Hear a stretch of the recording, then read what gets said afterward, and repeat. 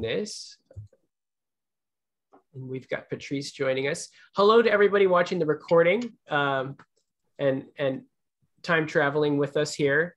I'm going to take a minute and introduce our guest, Tim Freke, an English philosopher, author of 35 books, translated into more than 15 languages, including Sunday Times bestseller and Daily Telegraph Book of the Year. And we were just mentioning to those of us who are joining us live, we have hosted him before my time with Jesus Mysteries. He has traveled all over the world doing retreats and doing a lot online. So you can check him out at timfreke.com, Freke.com. I'll also be putting into the chat box our curated list of his books, which you can purchase through bookshop.org. We really appreciate you doing that. And thank you for being here with us, Tim. It's a real pleasure. It's I'm sure it's not as great as being in person, but it's the next best thing. Indeed. And Tim, if you want to, I just spotlighted you for the recording, but you're welcome to change it back to gallery so you can see folks if that's your preference. No, I've done that already, so I can I can see everyone. Thank you, Bima, and thanks for the invitation. So Nina, Patrice, and Angela, we have got a very small group here now. I know there's a lot of other people who've booked us, obviously see it later online, but it looks like we're going to have a very small group. So I think of that like an elite gathering in which we can really explore. I had an experience years ago which taught me a lot about when this happens. I was invited to Canada by a priest to give a day seminar, and I went to Toronto, and he got 3 people, and he himself couldn't come. And it was like, oh, really? I've just come all the way to Toronto. And I had a throbbing headache, which I very, very rarely get. And I was thinking, this is going to be tough. So he turned up, and actually there's 4 people. 1 person from Toronto, who actually knew a friend of mine in my hometown. 2 people had flown in from California, and 1 person from Chicago. So we had a funny little gathering, and it was absolutely extraordinary. It was just an absolutely amazing day. And I remember leaving and walking home by the lakes and just skipping, going, oh my God, how lucky am I to be able to share this with people. So ever since that day, it feels like, oh, well, there's a small group. We've got the chance to do something really special. So and how could it not have been great with you there? Oh, well, you're very sweet, Nina. Thank you. That's I will take that. Thank you. So we'll really we'll dive in deep here. And for those of you that like Angela, that know my older work, like the Jesus Mysteries, where I'm looking at gnosis, well, maybe I'll say a few words about all these books that I've written. The evolution of my journey as an author, but it's not really as an author. It's really as a person, as a human being. You know, as a human being, I am face to face with this every morning I wake up. And this is happening. And I don't know what it is. And I want to know what it is as best as I can. And I want to know what it is as best as I can because I want to live it as fully as I can. And how would I know what to do with it if I don't know what it is? So in order to live, I need to know what it is as best as I can, given that, you know, we're here for a blink of an eye in a very big universe. And on that journey, I've had the chance to write all these books, which has been great because it's given me the opportunity to really dive into that question. And the first phase of my writing was to look at, because I'd experienced a spontaneous awakening when I was 12, just looking at this, looking at my little hometown in the southwest of England and musing about the mystery, which was always there for me, always. This, like, what is this? Why is it? Why am I? Where's it? Why is there suffering? What about death? All of those things. And then something happened, and I didn't know what it was. But looking back, it was the first time I'd ever experienced what I now think of as a deep awake state, where suddenly I was immersed in this all-embracing love and this sense of communion or oneness with everything. So that sent me off on the journey that I've been following, really to work out what happened to me, how can I experience it again, how can I go deeper, and how can I understand life in the light of this shift, which made such a big impression on me and continues to make a big impression on me. And as I've had the chance now to travel around the world sharing the experience with lots of people, hundreds it must be, I've seen it makes a big impression on them. So it feels really important. So part of that has been, in my early phase, was really investigating all of these different traditions, spirit around the world, and diving into all of them experientially and philosophically, and recognizing what others have recognized before me, that there's a kind of a commonality here. There's something in common. And what's in common, I think, is it's human beings. And they're having similar experiences and then trying to understand them according to their own culture and their own language and their own way. And that's often called the perennial philosophy, the idea that there's this perennial truth. And then the book that Angela mentioned before we were recording, and Bima mentioned, The Jesus Mysteries, which was our really big bestseller, which kind of changed everything, was diving into Christianity, the tradition I'd been brought up in. I'd almost become a friar twice, run away to a friary and thought maybe I'd join there. I thank God every day that I didn't, but it was possible. But I didn't see this perennial philosophy as clearly in Christianity until we dived into it with my dear friend Peter Gandhi, who I've been exploring with since we were children, and saw that it was there, absolutely was there in the Gnostic tradition. And that was a very important moment for me. After that, I think my work really began, actually. This last period, for me, is by far the most consequential, because it's not about the past, it's about the future. And I have to tell you, when you have a bestseller, everybody wants you to stay writing the same thing forever, because you just sold a lot of books. So I was Mr. Jesus and I had to stay Mr. Jesus. And it was really hard because my publisher, my agent, everyone was, oh no, more books like that. But I wasn't interested in doing that. And, probably if I'd stayed with that, we'd probably have 500 of us here today. But I chose not to, and I'm glad.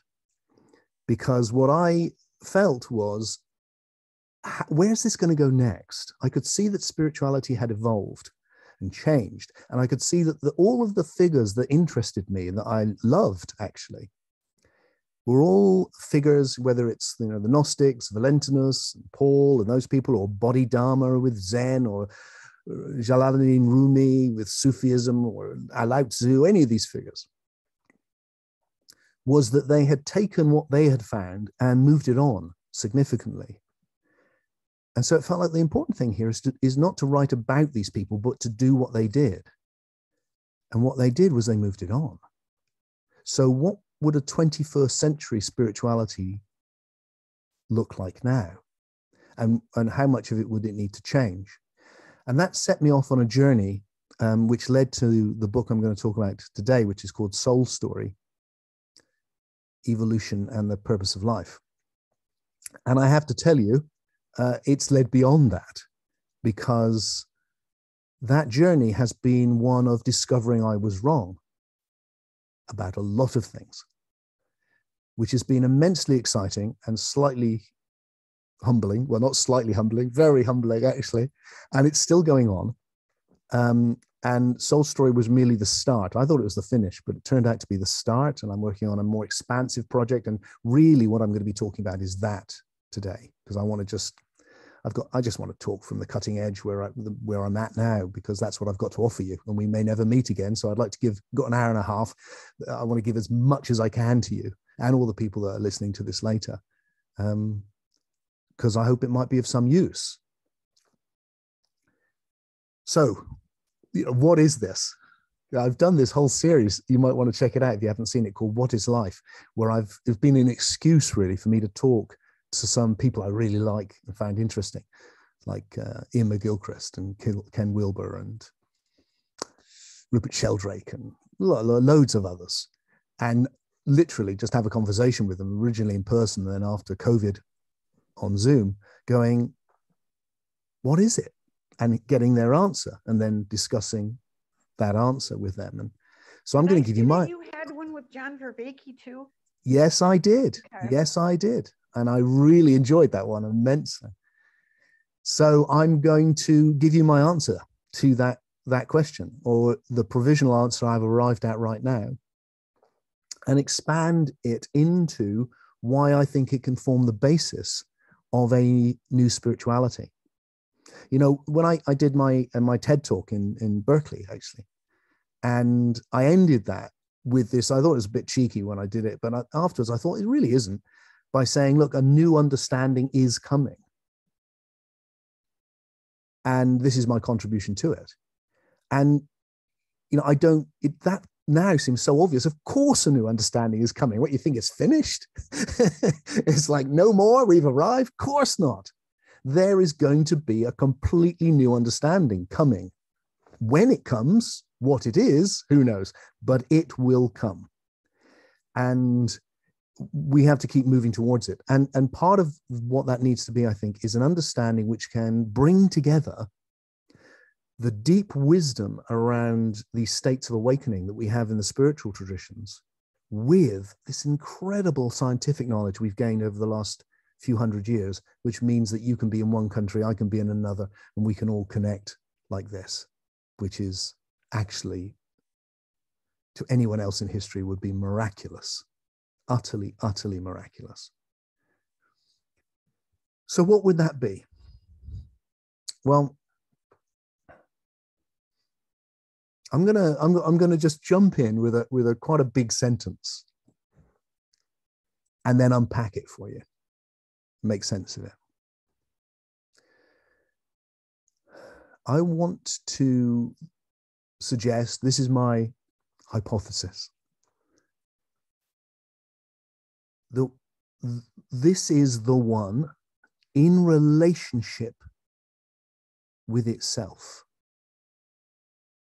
realizing, in a process of realizing potentiality in ever more emergent ways. Now, I'm not expecting you to get what I'm saying there, but I'm going to repeat it and then I'm going to unpack it. This is the one in relationship with itself, in a process of realizing potentiality in ever more emergent ways. Let's take the first bit. It's very common in spiritual traditions to go, it's all one. And it's a fairly obvious intuition. The universe is a one. It's a universe. It's a whole. But it isn't just a one. And lots of especially the modern spiritual traditions that just talk about oneness, oneness, oneness, not two, miss, I think, is that it's not just one. It's one in relationship with itself. And it has taken all of these individuated forms, and everything is arising from that oneness and is the one in relationship with itself, including you and me. And how have we got there as you and me? We've got there through this incredible process, which we now understand some of evolution, of one thing leading to another thing. And as far as we know, that's been going on in our universe for about 14 billion years. And through that process, we have literally gone from what was there 14 billion years ago, like hydrogen, basically, and a bit of helium. You just get that, a universe in which there's nothing but hydrogen and helium. That's what exists. And here we are 14 billion years later, and it's turned into you and me having a conversation about the nature of the universe. I mean, just that is worth just sitting with a bit, isn't it? Doesn't that just blow your mind? So that oneness, that singularity that has exploded into potentiality has arrived at us. So the idea, the philosophical idea, which I have fallen in love with because of its elegance, is, can we understand everything as one process of evolution? Everything. Everything that has form, everything that has any qualities to it, anything which exists, has arisen in one process which starts with the simplest things you can imagine and becomes richer and richer and richer and richer. So the relationship of the one to itself is evolving. And in that evolution, there is the emergence. It's a scientific buzzword, but I really like it. The emergence of brand new qualities all the time. And if you look at the big sweep of that, you can see the arising of the physical universe, and then there was no life, and then there was. And then life arose from the physical universe. Things which were just chemicals became living organisms.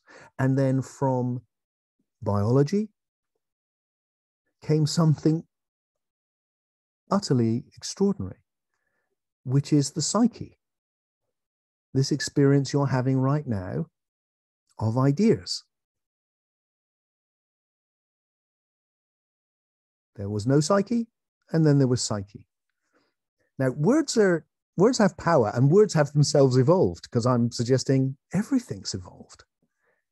So with words, sometimes it's worth looking at their etymology. Where have they come from? What do they mean?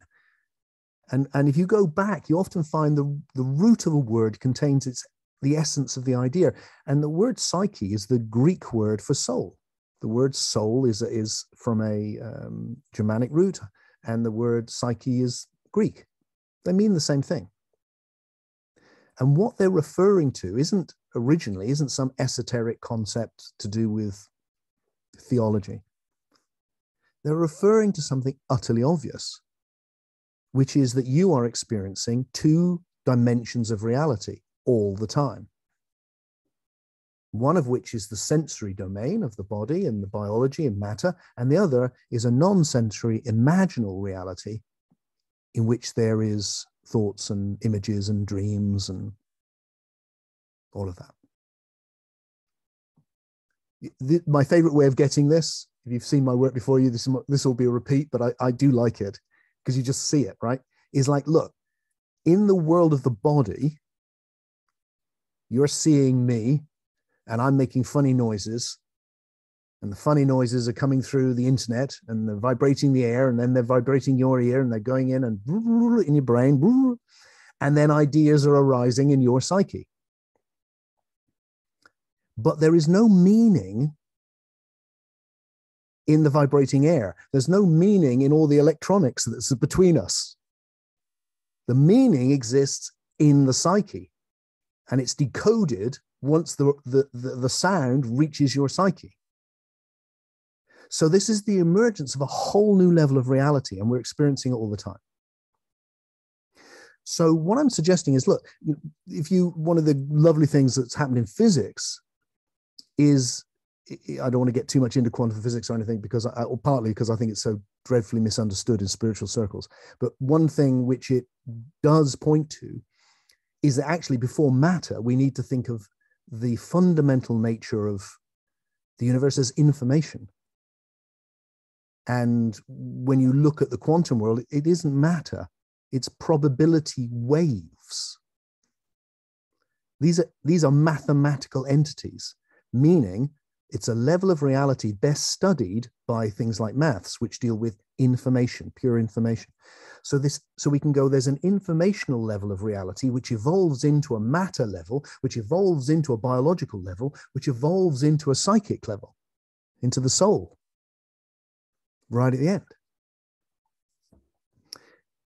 So what I'm suggesting is like that everything which exists exists somewhere in that great spectrum of unfolding. And then the question becomes, so what would be the simplest thing? Where would it start? What would be the simplest quality? And the word that works for me is the old Greek term, or it's a translation, which is being. That being is in the process of becoming. It's a very old idea, but it's a very deep one. And it fits very much with our modern understanding in science, which I'm going to bring in spirituality in a moment, which is my main purpose. So that we can again take an image from physics. Physics talks about the fundamental nature of reality as information informing fields. Like the great revelation of the last sort of 100 years has been the fundamental nature of physics isn't matter, it's information in fields. So we can imagine a field of being that is informed. And that it's that there's a commonality. And just look around you. What's the one quality that everything has? It's kind of obvious, but the one quality that everything has is being. Everything that exists has being, because that's why it exists. And then all of the other qualities are different and they've evolved. So what I'm suggesting is that the oneness of being is in relationship to itself. And in that relationship, it has evolved into everything. And that includes the soul, the psyche.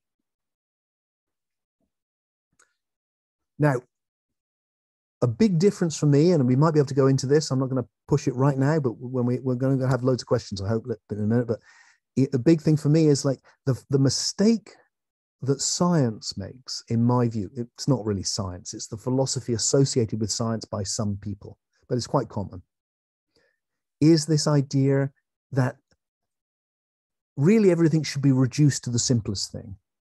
So really, the soul, the psyche, that's really your brain. That's all it is. And really, your brain is really just chemicals. And, you know, my love for my wife, that's just a chemical. And that thought you're having, you think you're having a thought, but really it's just a biological relationship between neurons. And all of that comes down to physics. And physics really comes down to these quantum particles, and that's what's real. And that if we had a theory of everything which explained all of this, you'd actually understand the whole universe, because all of that is a side effect of what's really there. I think that's utterly wrong, and I think science is recognizing that's utterly wrong. It's a kind of leftover from the 17th century, actually, for reasons we can go into. It's a crazy idea. Actually, the more emergent levels are real on a new level. And cannot be reduced.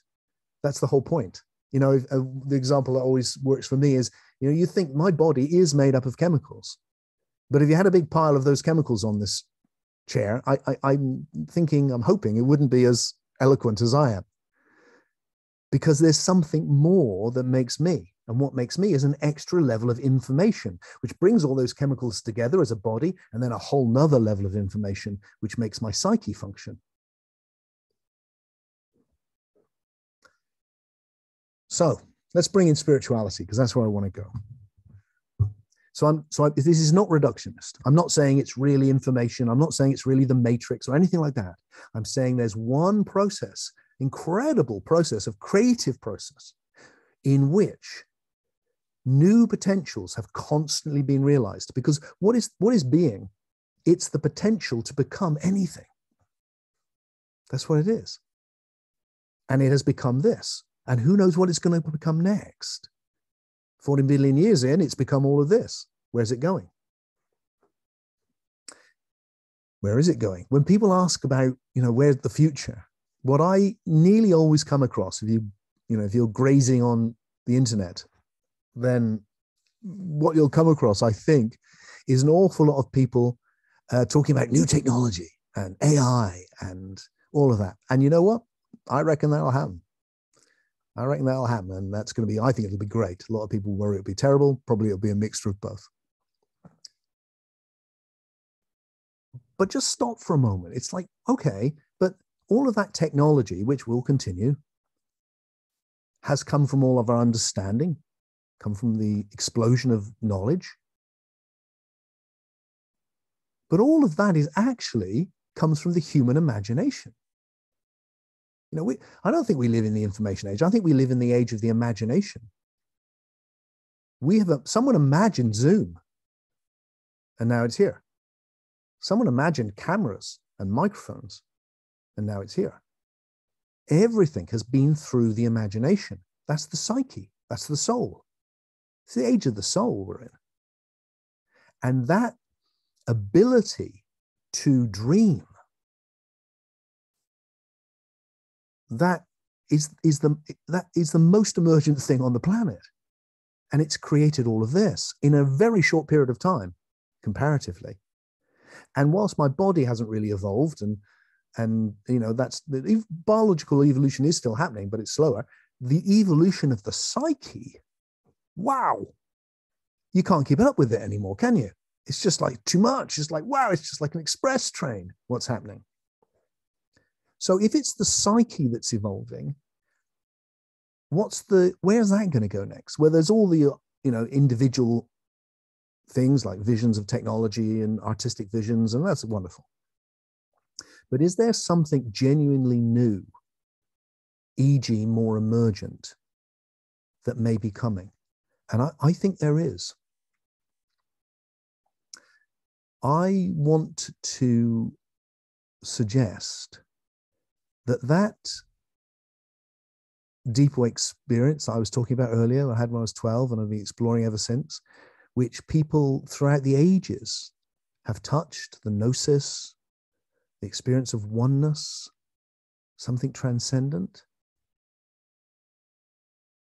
I think it's the leading edge of this 14 billion years of evolution.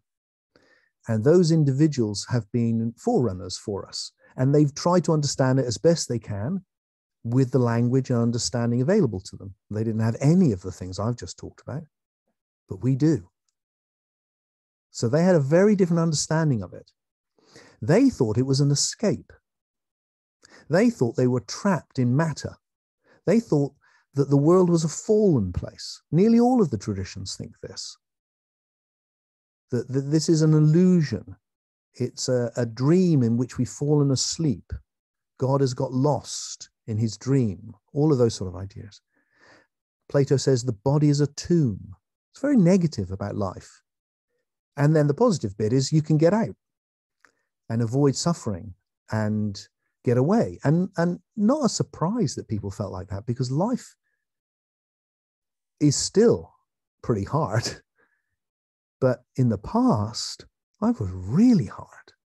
If you're living in a world where most of your kids will die and there's no dentists, you may want to get out. And so you get the traditions like Buddhism and all the rest, all of them, which is and this awakening feels like, I can get out. But I want to suggest the time has come now to turn it on its head and go, this isn't about getting out. And actually it never was. We just didn't understand it at the time. This isn't a fallen universe. It's an evolving universe.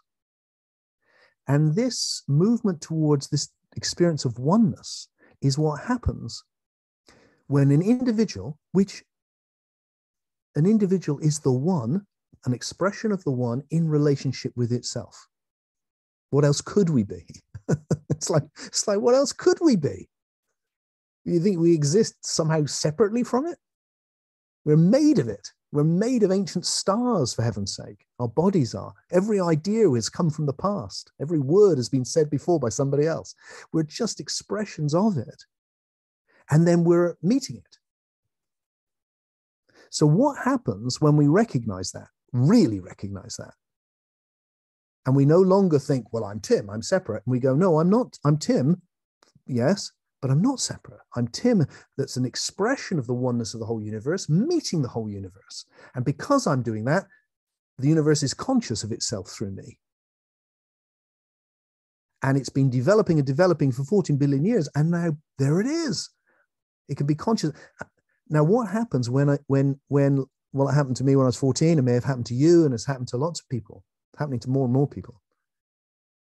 When you recognize that oneness, you sense the oneness of being, what the Zen people call the isness of everything.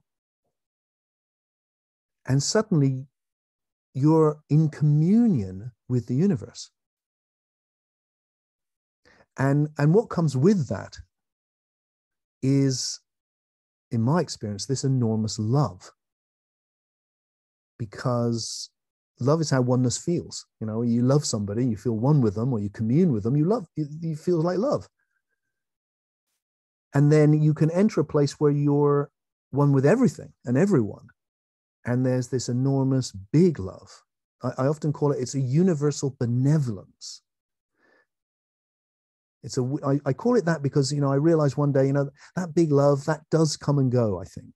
Because, in my experience, you couldn't live in it because you're just so gooey and kind of like, it's just too much. But that leaves behind a kind of universal benevolence. Even, over the years, as I've gone deeper and deeper, that's always there. Even when I'm not, even when I'm shouting at the TV because somebody said something stupid or, whatever it is. I still wish them well. I really, really wish them well. Because this sense of oneness leads to that. So when I look at what's been happening in the world, what I see is the evolution of, first of all, look at them, we've talked about it already, but just to look at the explosion of our understanding, of our wisdom on what we know. I mean, it's unthinkable to any other generation. And we so easily miss it. I can see with my kids, they've come into it, they take it for granted. It's like it's only if you actually have, if you need to have what I call temporal depth. You need to understand history. You need to understand this has come from the past. And then when you see the past, you can see how far we've come. Because, they are like, when I came into the world, I just thought, well, this is a lot of nonsense. What's going on? Let's change this. What I didn't do was look at how bad it was before and think, oh, we're doing quite well, aren't we? And that's kind of good. But the fact is we are doing well, incredibly well.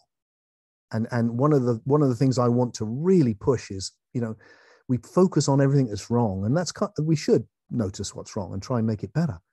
But we also need to realize how we've evolved, especially recently. It's quite extraordinary. So our understanding has evolved, but not just. With that has come an explosion of compassion. I mean, the world is so much more compassionate than it has ever, ever, ever been, by such a difference. It's astonishing that most people think it's getting worse because it's so much better.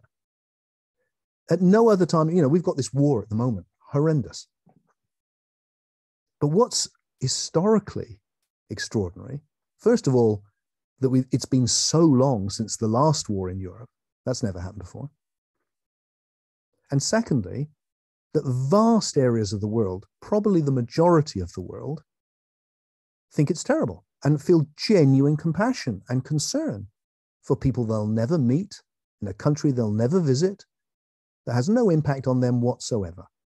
There is no other time in history where that was the case. I'm English. Most of our history is fighting the French and the Scots and the Irish, our neighbors. Vast bloodshed and enslaving people and, oh my God. And that wasn't because we were particularly bad people. That's just because we were good at it. Because if we weren't good at it, then they would have done it to us. Because that was the nature of what humanity thought. People survived by cooperating within the group and massive, brutal competition outside the group. That has changed. There is genuine compassion. More and more people sense, okay, I may be of this race, I may be of this culture, but I'm also part of the one human family. That's a new thing. There's always been small groups, but not like today. So that's grown. Our knowledge has grown, our compassion has grown, our sense of who we are has expanded. So now the idea of doing terrible things to your neighbors, it's like, no, we don't do that anymore. We don't do that anymore. I mean, one of the things that always strikes me about the last big war in Europe, my father fought in it. As a young boy, he was out there killing Germans. My mother was shot at by airplanes on her way to school. But what's interesting about it is, is that Adolf Hitler is seen as the epitome of evil now. But if he'd lived 2,000 years before, he might have been like Alexander. He might have been called Adolf the Great or Charlemagne the Great. Or like Richard the Lionheart, he might be Adolf the Lionheart, who took over huge areas of the world and laid waste and created an empire. Didn't last, but hey, he still did it. But we don't do that. Why? Why don't we do that? Because he did it in the 20th century and we'd evolved. And we'd evolved to the point where we don't do that anymore. That's the past. We've left that behind. So these huge momentous changes has happened. And I think they are all movements towards this stepping into what I call the univigil. And it's a word I made up because there wasn't a word for it. So what I mean by a univigil is an individual conscious of unity. And I think what's happening is we're seeing the birth of the univigil. And I know, when I started talking about oneness and the experience of oneness, I started running events around the world maybe 20 years ago, a bit more, 30 years. I would talk about it and people would look at me with these blank expressions, the honest truth. Like, what are you talking about? Is that any use to me? What? Now, everyone knows what I mean. Either they have experienced it or they want to experience it. But people are like, yeah, okay, I'm getting this. Because what's happening to us collectively is we are evolving. Now, I'm going to throw in, so what I'm suggesting here in essence is like, okay, we need a spirituality, a new one, and that needs to take on board science. Well, science has got this incredible story about the emergence of everything through this process of evolution. I think let's embrace that. What if everything, including the truths of spirituality, are not eternal things, or it's not about a realm we've fallen from? It's actually the opposite. It's something we're growing into. And what that does to spirituality is I'm just going to touch on a few things that changes. One of the things is, it is very, very common, you might well have come across it, that you're told, or as I was told when I was younger, if you want the experience of oneness, you have to get rid of your separateness. So what's in the way of you having that enlightenment is Tim. He's in the way. You have to get rid of Tim, get rid of your ego, get rid of yourself, and then you'll see it's all one. Because you've fallen into Tim, and now you're stuck and you need to escape him. He's the problem. What this view says is the opposite of that.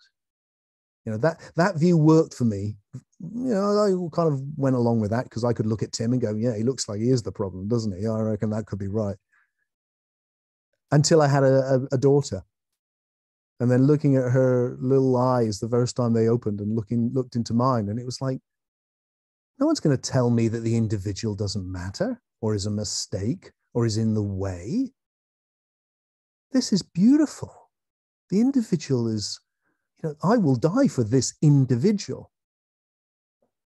And love is about the individual. So I was looking for a different way of understanding it, and here it is, which goes, look, Tim isn't the obstacle from which I have to get rid of.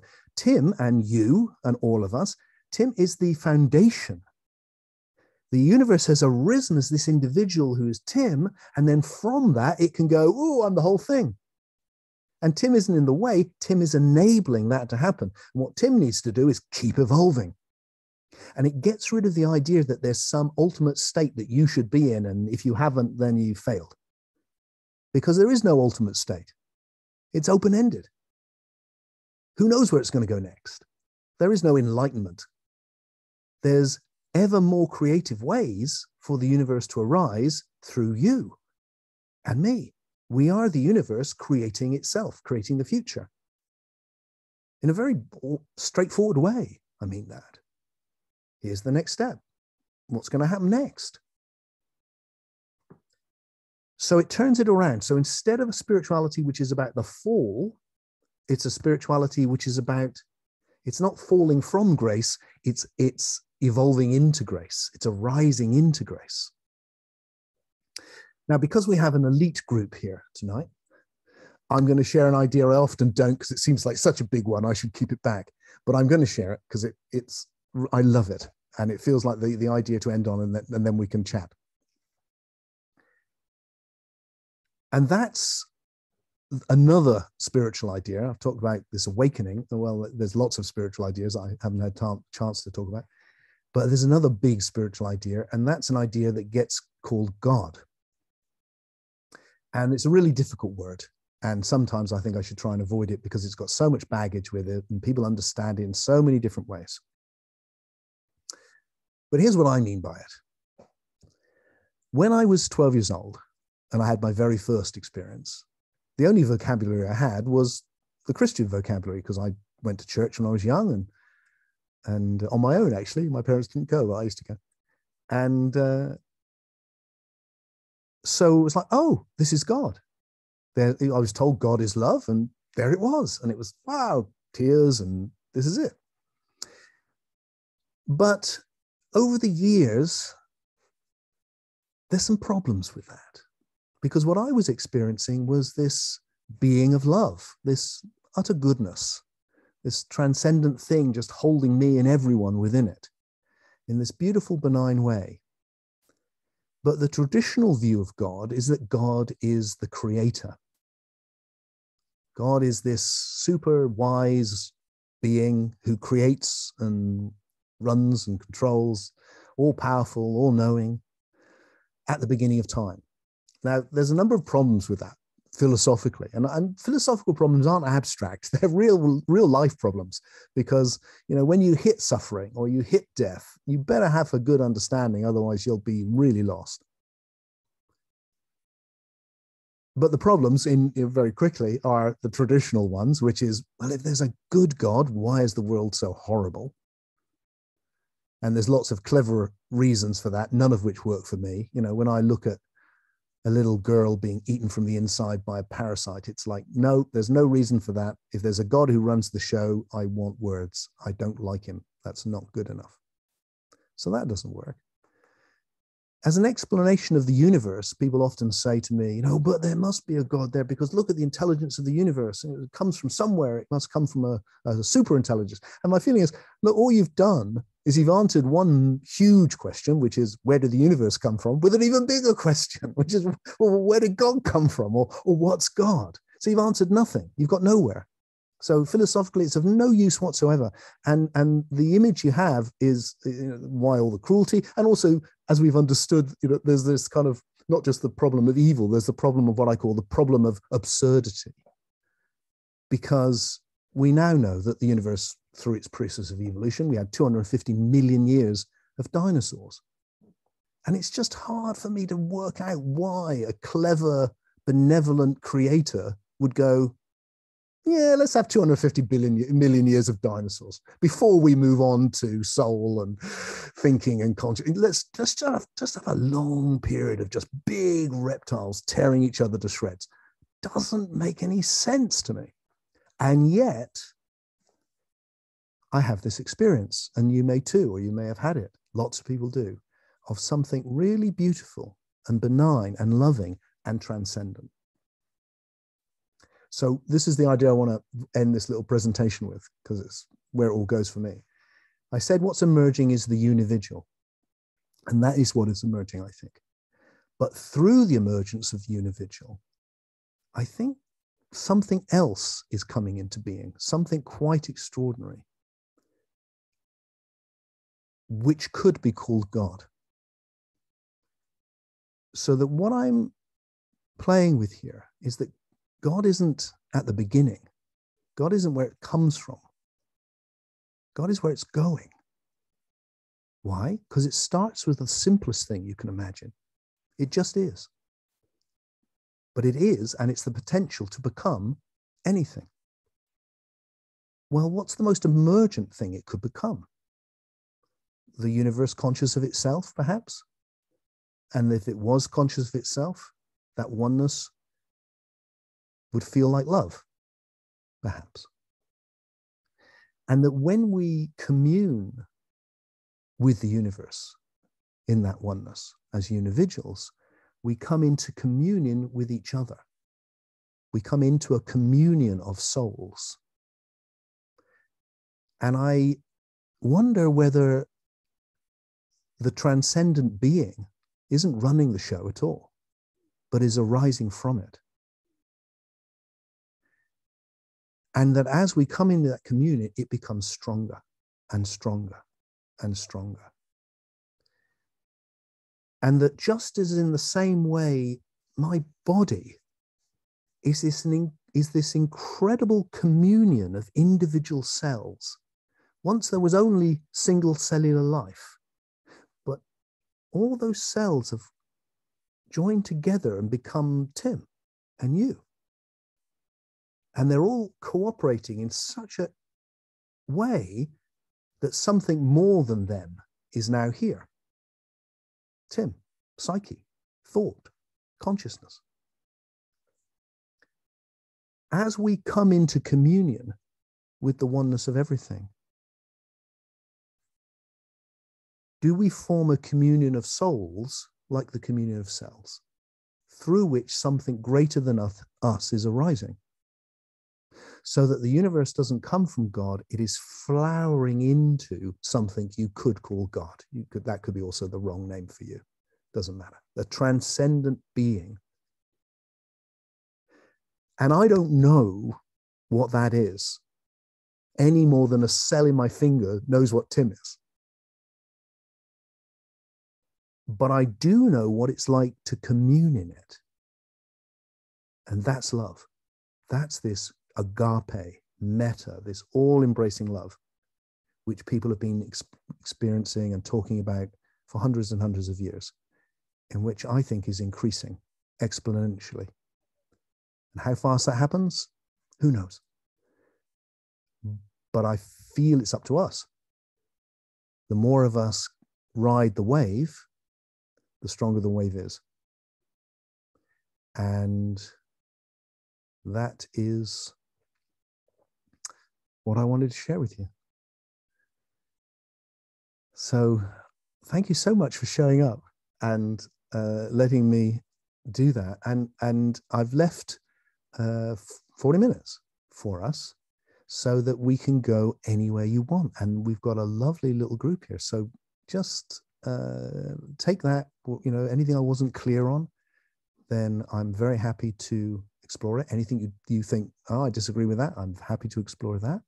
And anything else which I haven't mentioned, we can go there for 40 minutes. So I can see you all, so you can just wave at me and unmute yourself and we can see what happens. Yeah, Nina.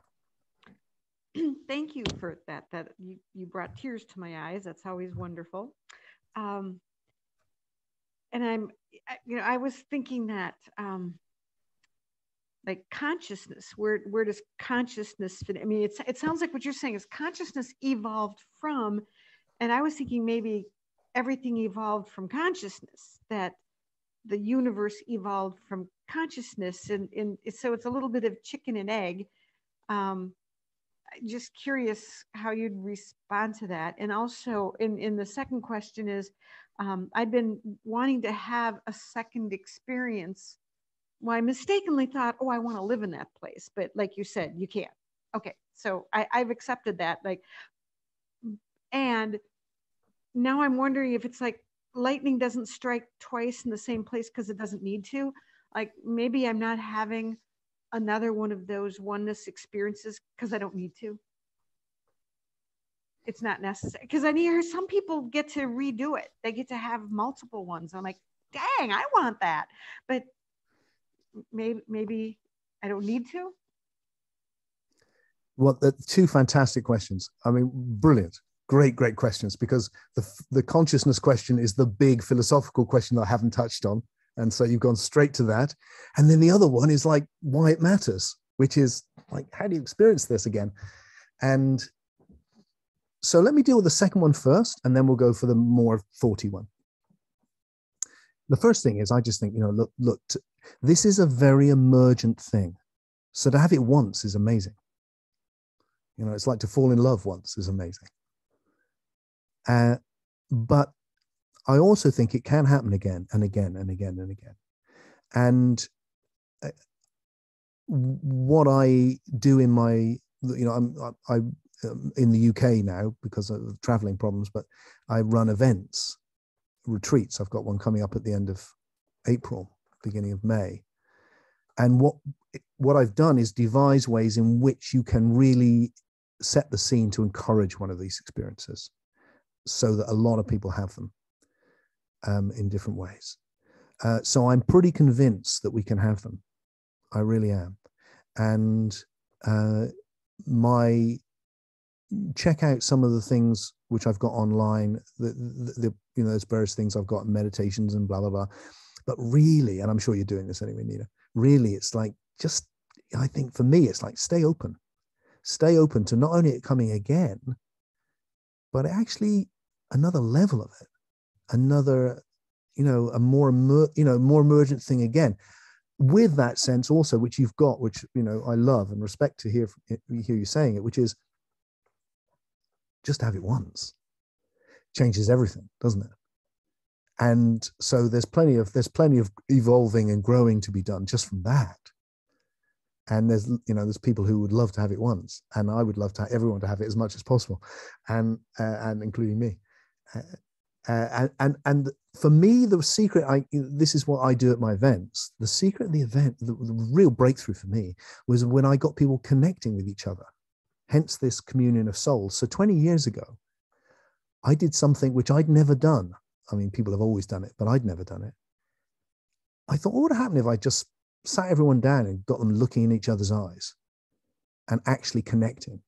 What happens if I sat them down, sat them in each other, created a really beautiful environment, because beauty is very emergent, that's worth taking in, that beauty has evolved.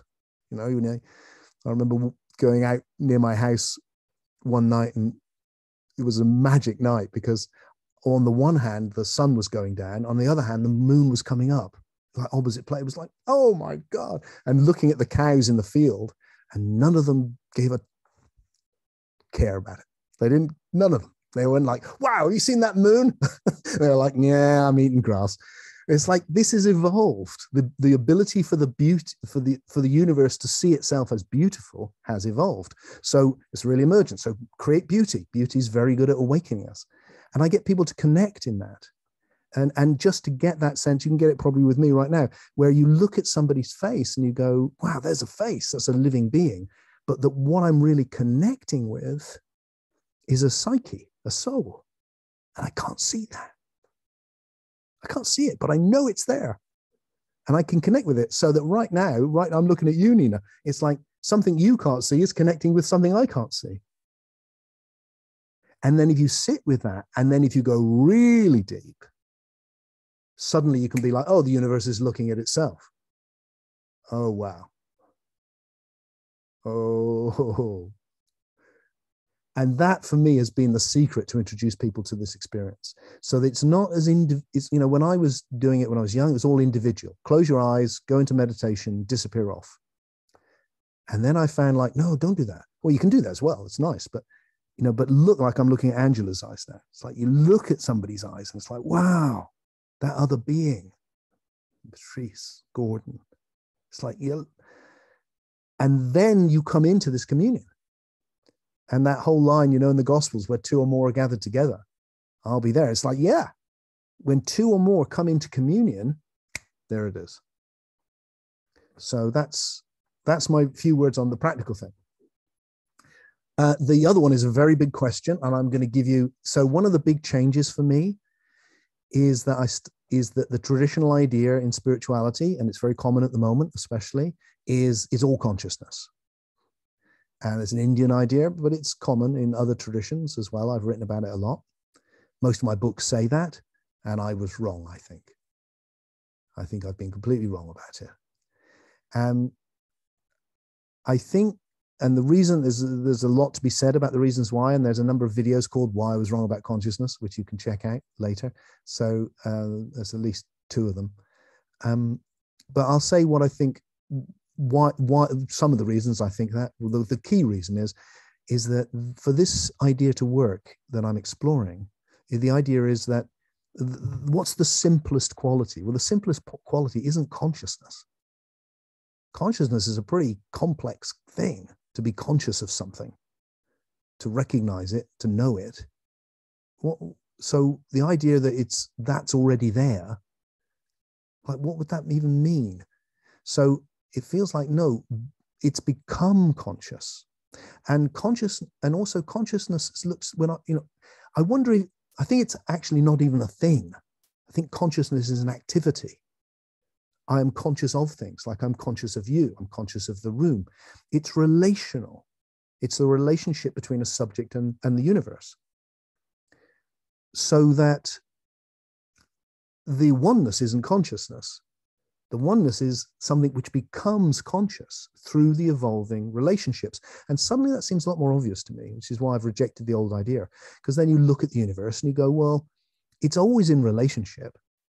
All the basic particles of the universe are in relationship with the universe and each other, but they're not conscious. There's electrochemical relationships going on. And then that will become life. And to begin with, that's not conscious, but the relationships are more complex. And then once you get certain early animals, you can see the beginnings of what you might call consciousness. And what I think consciousness is much simpler than we often think. So as an experiment, have a look at this moment right now. And I suggest you are conscious of whatever you pay attention to. So I'm not conscious, or I wasn't conscious of my left foot, but I am now because I'm thinking about it. And you could be. Yeah, you weren't conscious of your left foot, but you might be now. And if you put your attention in it, you will be. And whatever you pay attention to suddenly becomes really vivid. And everything you're not paying attention to is not so much.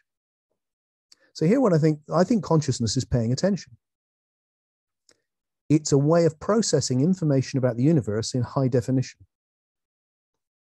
So that what happens with animals is they start taking in the most enormous amount of information about the universe. They develop senses. You can listen, you can hear, you can touch. And also with animals, you get with the evolution of life, you get the evolution of death. So as an animal, you need to eat and not be eaten and reproduce. And you're receiving this huge amount of information to help you do that, most of which is completely irrelevant. If I had to be conscious all the time of the feeling of my shirt on my shoulders, it would just be very irritating. But luckily, I can just go unconscious to that and be conscious of you. So what's happened is that we've learned to focus our processing. We've focused our ability to take in the universe. And I think that's what consciousness is.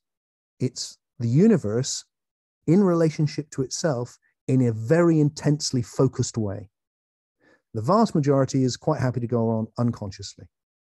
But then it developed the ability to focus, and it becomes this. And then from that, it's developed the ability to focus on its own processing, which has developed the psyche. And then the psyche is developed into a whole massive domain. And my experience, if you go into the psyche, it's a whole world. And it's not a world which is just it's not just in my head. It's like a whole domain of reality, which is what shamans and spiritual people have been exploring for hundreds and hundreds of years. So that's where I've ended up, Nina. I don't know if that meant I was very quick, but that may be some ideas to play with. Anyone else want to take us somewhere? Anywhere at all? I'm all yours. Or to comment on it. Angela, thank you. There we go. So something that you said really triggered a thought. You mentioned, and I've questioned some of these too, like, why did we need the dinosaurs? Why, because I used to wonder if there's a God, why didn't God just jump straight to the end? If God is all knowing, why did he have to go through all of this, he or she? And why did we have to have all of this? And I remember in when I don't remember what I was taking, it was a maths class. We learned that in order to say get to 5, you have to go through 1, 2, 3, and 4, right? You can't just jump to 5. And I heard you mention that, you realize now some of your beliefs or some of the things that you talked about earlier were wrong. And it felt like, at least for me, all of a sudden, all of those things sort of clicked. And maybe it wasn't that they were wrong, but that you had to go through those to get to where you are now. Yeah. And then it also, it helped me realize, so a lot of the things that maybe happened to me or that I went through, maybe they weren't wrong or necessarily bad. I know that that's a connotation we give it, but those were things that happened, and I'm here now because of those. And I'm here and I'm talking to you, and I'm with these wonderful people, and I'm just, in the little bit of time that you talked, I feel like all of these like things have clicked, and now I've got more questions, and I'm excited about this process again, instead of feeling like I'm just sort of trudging through and working through stuff.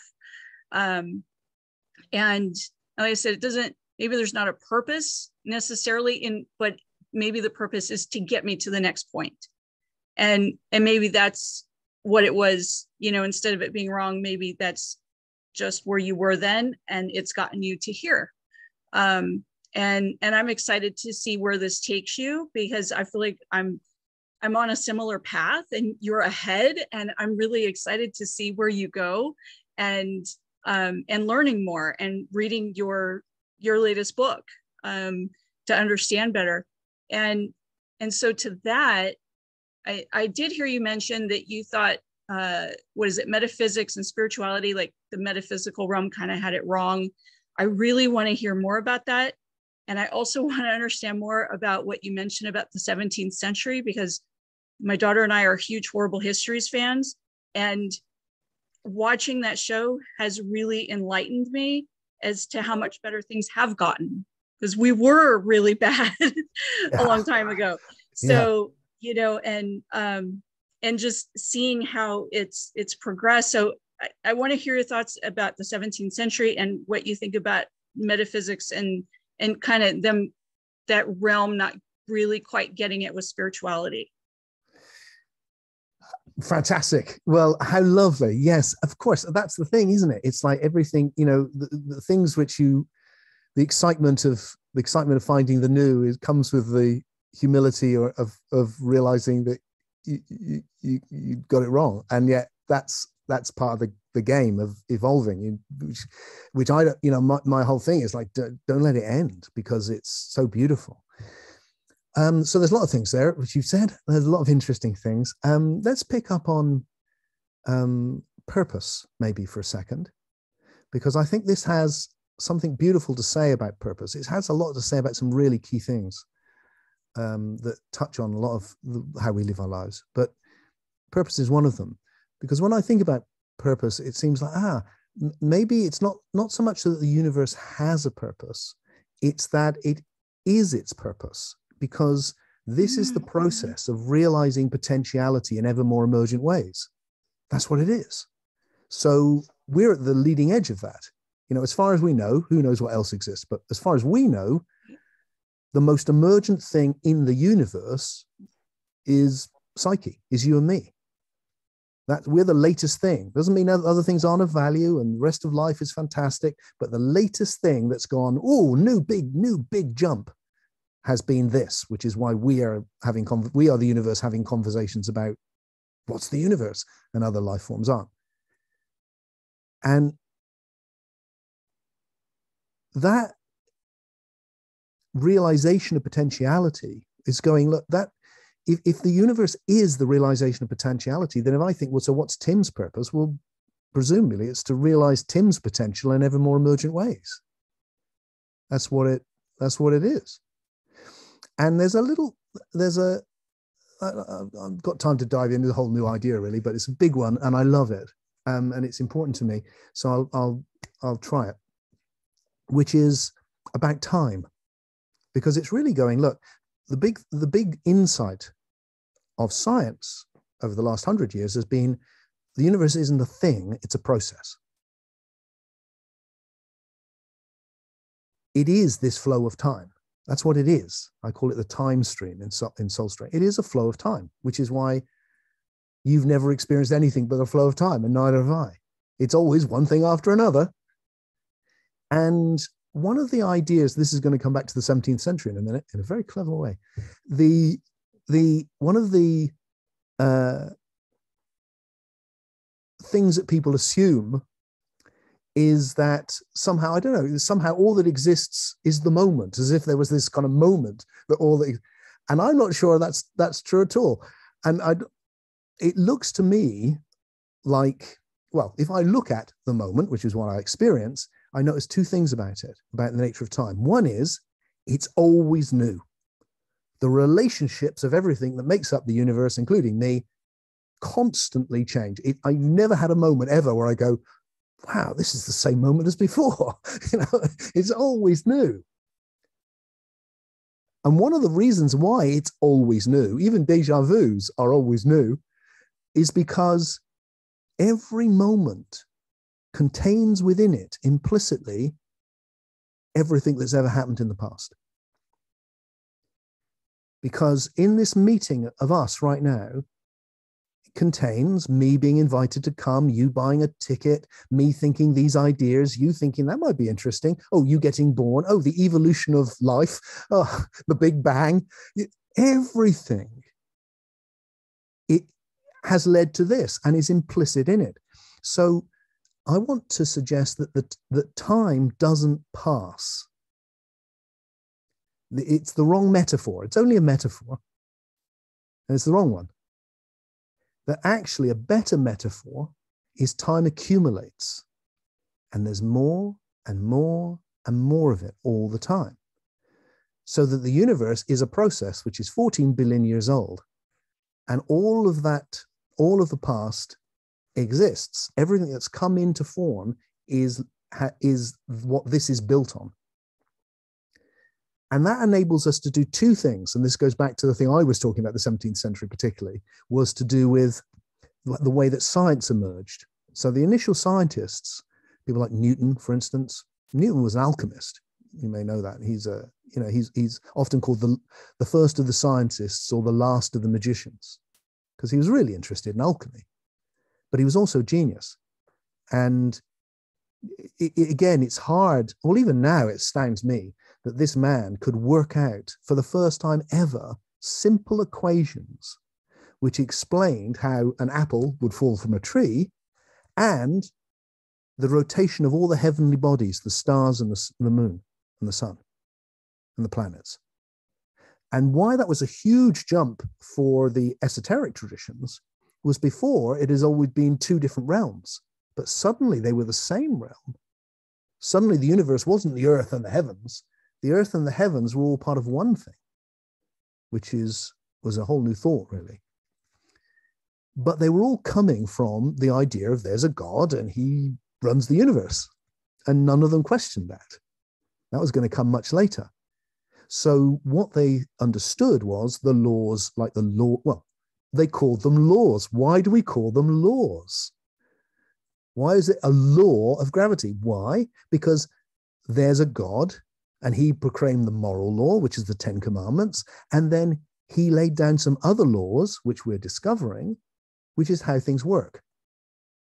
So he laid down the laws, and then the universe follows those laws because they're laid down by God, and he's the lawmaker. Well, we don't have a lawmaker anymore. God at the beginning he's gone. Hallelujah. So why do we call them laws? Are they laws? Are there any laws of the universe? And the thing which I'm exploring, which is actually goes back to a American philosopher called Charles Sanders Peirce, and has been very, very much made famous by Rupert Sheldrake, who I love to bits. And it's now been picked up by, in a different way, by some physicists. There's one in particular called Lee Smolin, who's a top physicist. And it's the idea that there really aren't laws, that there's more like habits. And so what I think is happening is, as the past accumulates, it creates habits or patterns, or you could say it becomes intelligent. Like the complexity, and things tend to repeat. But they can never repeat completely, because nothing is ever conditioned completely. The relationships are always changing. So it's creative. And through that sense of the accumulation of the past, the forming of new patterns, new habits of the universe, so that the fundamental habits or the fundamental algorithms, if you prefer, whatever metaphor you use, those are pretty fixed. So physics, it's like that is going to fall, that's going to fall, that's going to fall.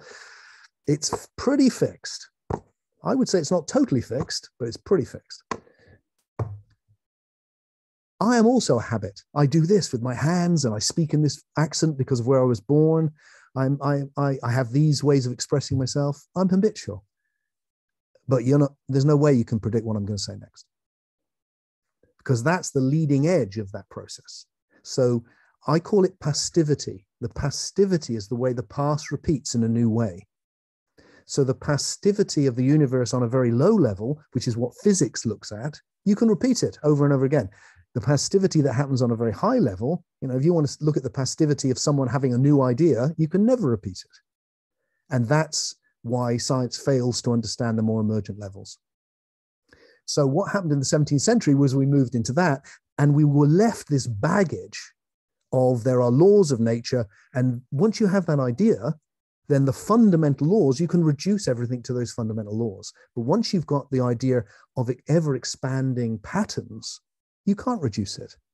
And suddenly you're not living in this horrible universe that a lot of people seem to be these days, where the universe is really just matter or just information on a very low level playing out, and your thoughts are really just the byproduct of your brain and all of that stuff, and the brain is just a byproduct of, and nothing has meaning, and you're here in this vast empty universe without any purpose whatsoever long enough to go, what the fuck is going on here? And then you're dead. It's like, that is not a very helpful vision, and it's quite common amongst certain people at the moment. So that's what's wrong with that. What's wrong with the spiritual vision is the opposite of that. The traditional vision, both of these I'm grateful for, because they, in their time, they were real breakthroughs. But we need to keep evolving. So the spiritual vision is the one of the fall. So there's gods already there, or the heavenly realms already there, and we've fallen from them. And that's the thing you get in esoterica. What I'm suggesting is those realms do exist, and all the things that spirituality explores should be taken seriously, but they've evolved. So this is far too big for me to go in, because I've only got 10 minutes, but there is some stuff online you can check out. This will be a little taster. It'll be like that little thing they do at the end of Netflix films when it goes, oh, this, go on, just a bit more. Is when the psyche evolved, because I don't think you can reduce psyche to biology. It is more than. I think it opens up a whole domain, which is now another level of information. So you've got pre-physical information, quantum physics, you've got physical information, you've got biological information, you've got imaginal information, images, ideas, psyche. They're not made of matter, are they? Have a look at your ideas right now. They don't exist in space. They're not made of matter. They're a whole different realm. That's what the spiritual traditions have been exploring. My suggestion is it has arisen as a domain of meaning. Like I said earlier, that's where meaning exists, where we dream.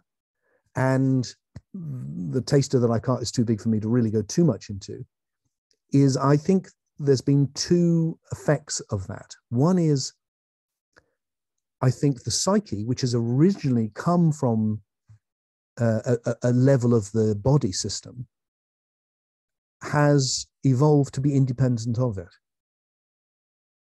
So that when the spiritual traditions, and it's a key idea in spirituality, which is that the death of the body is not the death of the soul.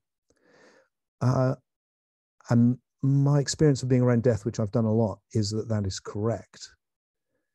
I think it's because the immortal soul is not something which has always existed, which has fallen into matter.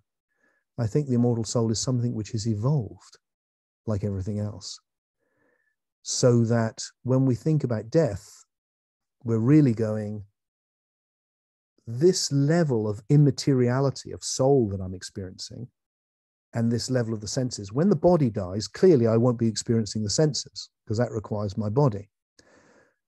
But is it possible that I could continue to experience this other reality, this dream reality, if you like, of the psyche? And the evidence from things like near-death experiences, which I think is extremely strong and not taken anywhere near as seriously as it really should be, because it's just so extensive now and so particular, is that actually we enter a deeper level of psyche. And my essential difference with where I've come from the esoteric traditions, is going, that's all true, but it has evolved. And if you look at the literature, I wrote a book years ago called, I think it was just called Heaven, actually. And it was like looking at different cultures' versions of what happens when you die. And I just was interested and wrote them all down. What strikes me now is you can see something evolving. So if you look at the early visions of death, like the Greeks, it's kind of a land of shades and it's not very well formed. And then it's going to become representations of like dreams, but communal dreams, because the psyche is not just like little bubbles around your head. The psyche is a whole domain, an ecology. There's an ecology of bodies. There's an ecology of psyches. They're all related. We're in it now. It's happening right now. And you can see evolving, so that you then get, as we move into religious periods, that you get then these vast gatherings of Buddhas and saints, and then today it's everything. I mean, people report back these experiences they're having from near-death experiences, which are beautiful, vivid visions. And then, just to connect it with the end of my talk, the common thing which you get, very common, is that there's an encounter with a being of light and love. And I haven't had a near-death experience, but I have had that very deeply indeed, and blew me away. And it's just as they describe. And what strikes me about that is that the idea which people had from that experience, like if you go back to the way it's described in the Tibetan Book of the Dead, it's actually the Bardo Thirol, it's the Liberation Through Hearing is the actual name of the book. And it talks about it. The image you get in Tibetan Buddhism is you're really that, because you've fallen, right? So you're really that, you've fallen away, and now you've got to get back. So when you see it, like, dissolve yourself into it, and it sounds great, isn't it? Like a drop in the ocean. And I can remember thinking, oh, that sounds so good. I quite like the idea of that. And then as I've got older, I started thinking, hang on. It's like you read the small print. It's like, hang on. So that means if I die and I just dissolve back in, that means all of this trouble being Tim was for nothing. It was just a lot of hassle for nothing. The best thing is just to dissolve it away. And I don't think it is for nothing. I don't think my struggles or yours or my daughter's or my mum's or anyone, or the people that are living and dying and dead, I don't think their struggles are for nothing. I think they're evolving, and they're realizing the purpose of the universe, which is to realize potential on more emergent levels. So the difference I've got with that, and this is another big difference with the esoteric traditions, is I don't think we've fallen from it and we need to dissolve back into it. I think we are the sparks that come together to form the light.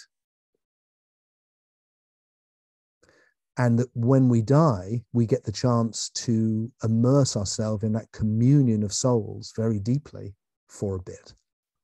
Maybe a long bit, I don't know.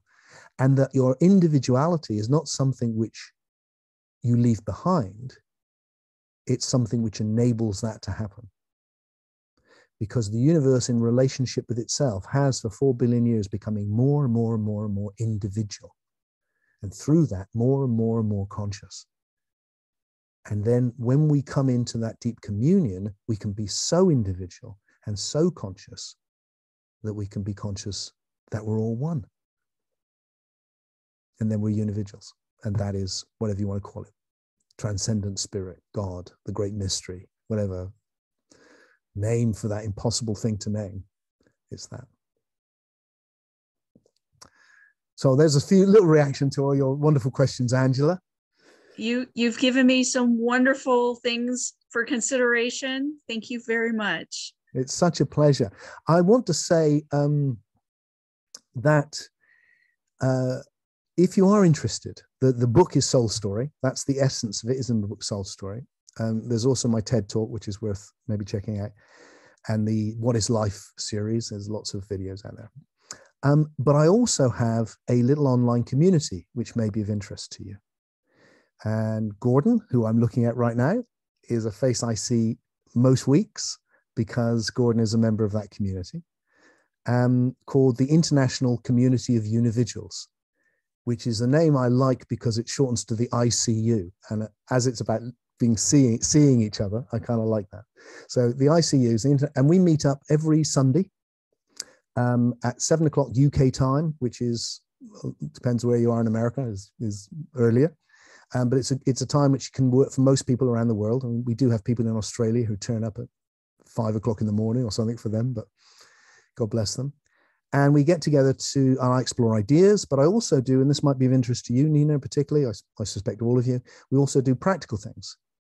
So things we can do together online to help our awakening and discuss that level of it, as well as actually forming a genuine community of explorers, people who just want to, and we have a great Facebook page just for members, where people can share their experiences, ask questions, engage with each other. And yeah, it's about 3 years old. It's not big, so you really get to know people. It's a very sweet thing. Gordon, would you like to say a few words about your experience of it? Yeah, I haven't been in the group too long. It's been about a year, I suppose, but it's wonderful. It's a very intimate group, and we talk about a lot of these thoughts that you were talking about, and it's just wonderful. It feels like it creates a sort of enchantment.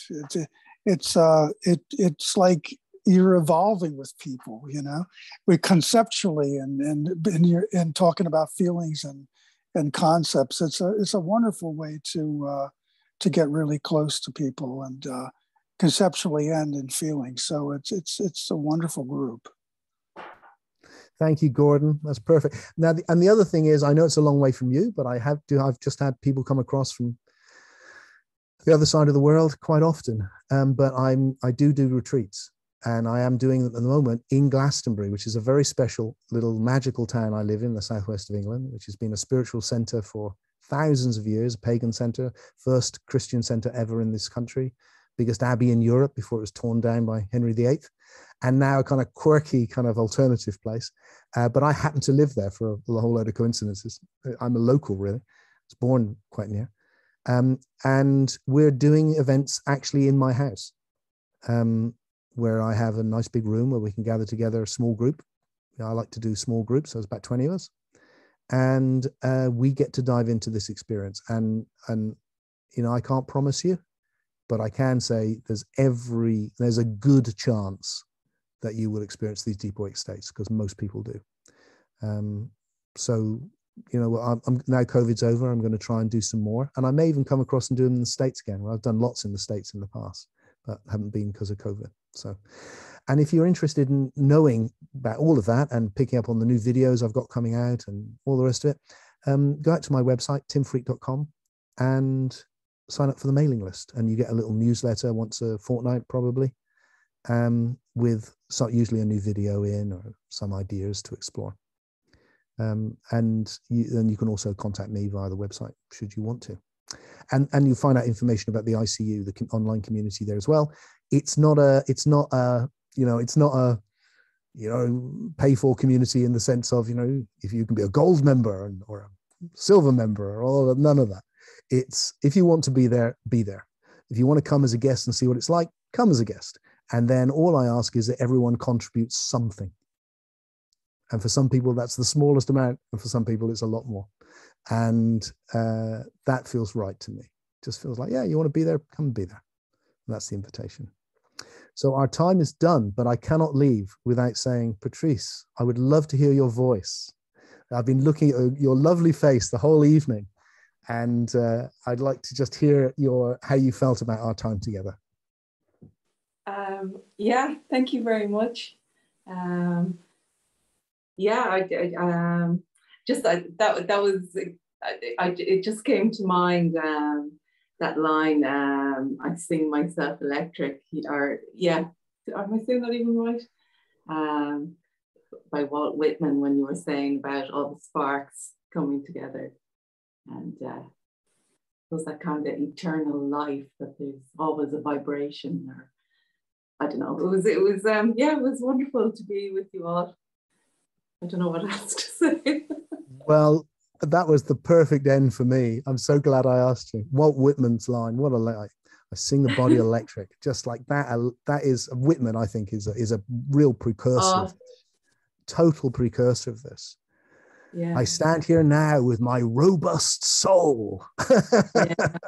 And he just included everything, everyone, isn't it? I love it. If you're just the way he raves, I'm this, I'm this, I'm the universe, and you too, you are this, and this. And that's the vision. He can feel it. I think he spoke to the future and everything. He really did. He really did. He proclaimed it, and he knew he was doing that. And then we're following the footsteps of him and others like him who've caught that vision, and a vision which didn't deny our humanity. Didn't go, humanity's a mistake, your emotions are bad, your attachments are wrong, your mind is shut it up. But actually go celebrate your humanity. It is everything which makes us so special, and just take it to the next level. And I think each one of us in a completely unique way can do that. And I'm going to leave you with this last thought about our individuality. Because the essence of what I call unividualism, which is the philosophy I'm sharing with you, is the individual conscious of unity with the universe. And when I use that analogy that we're coming into a deep communion with each other, and maybe it's a bit like the way that cells come into a communion and form a body, and we're coming into communion to form something transcendent of ourselves, something more than us, in which we get to be a part, something we get to serve. What strikes me about my body is that all these cells are doing something different. Some of them, there's my nails, they're different. There's my hair, there's my nose, there's my heart, there's my blood. They're all individual. They're all part of one thing, but they're not all the same. And it's the fact of their individuality and difference which makes the whole thing work. And that's what I think is happening with us. I think the reason we're all so different is because we're all the universe finding something unique through each one of us, which can come together in this transcendent whole and create something more than ourselves. So that's the thought. It's been a delight to hang out with you. And I hope everyone who's been listening to this later can feel the connection we've had. And I hope our paths cross again at some point in our futures. Go well, my friends. Thanks so much, Tim. Thank you.